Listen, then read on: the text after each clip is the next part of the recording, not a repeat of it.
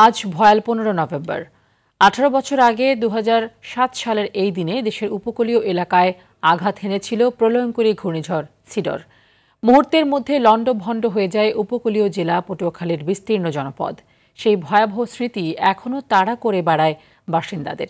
সহায় সম্বল আর স্বজন হারানোর বেদনা ভুলে ঘুরে দাঁড়ানোর চেষ্টা করলেও দুর্ভোগ কাটেনি তাদের। উপকূলে এখনও নির্মাণ হয়নি টেকসই বেড়িবাঁধ। পটুয়াখালী থেকে মুফতি সালাউদ্দিনের পাঠানো তথ্য ও চিত্র আরও জানাচ্ছেন আব্দুল হামিদ।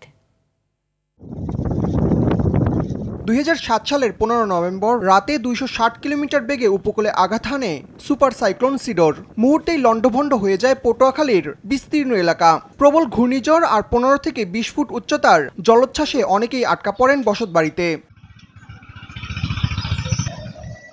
সরকারি হিসেবে এই ঝড়ে জেলার 466 জন প্রাণ হারান।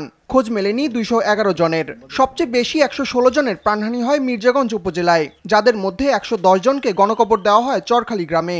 তলাই গেছে বাড়িঘর, মানুষজন মরছে, বাড়ি কুলেরটা ধরেন 80-85 জন লোক মারা গেছে। আমাকে মাঠ দাপন জায়গা জমি নাই থাকো। এই গণকবর দিয়েছি, গণকবর আমাকে এই জায়গায় 4-5টা ছিল। সেদিনটা মনে করলে তো কান্না আসে। কেউ পরনে কাপড় ছিল না, তো উলঙ্গ অবস্থা হয়ে গেছে, মানে বন্যায় সব ভাষাই নিয়ে গেছে। ধ্বংসযজ্ঞের পর একাধিকবার টেকসই বেড়িবাঁধ নির্মাণের দাবি তোলা হলেও বাস্তবায়নে কোনো পদক্ষেপ নেয়নি সরকার। বন্যা আইলে তো ধরেন এই যে ভেরিবেত দিতে পারতেন না, কিছু নদী পাইলিং না থাকলে কিছু করতেন না, ভেরিবেত দেওয়া লাগে আরো ভিতর দিয়ে বান্ডবর এটাকে কিছু পাইনি। আজকালে টোটালে সব কোথাও হয়ে গেল, দেন আছে লাইট দুইটা।